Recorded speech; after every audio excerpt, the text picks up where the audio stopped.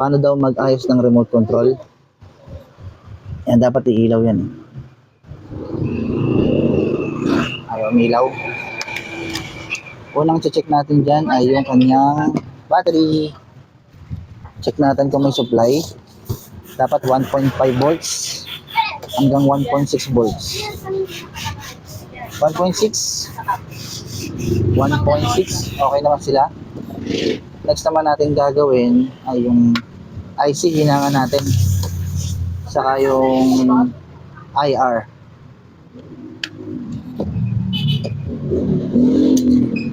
Yan, yung IR hinangan natin yan. Hindi naman siya talagang totally maluwag, pero yan yung mga basic na hinihinangan, saka itong IC.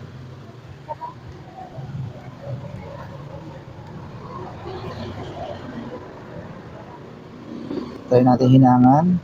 Minsan nakakachamba tayo dito. Yung gano'n ni Mami, oh. Yung pulbo ni Mami.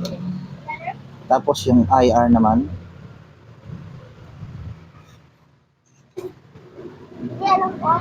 Pag gumana, swerte. Pag hindi gumana, biling bago.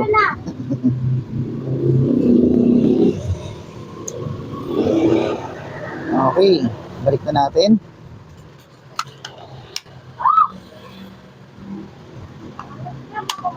Okay, lapat na. Testing. Ayan, no? Umiilaw na, no? Okay na siya.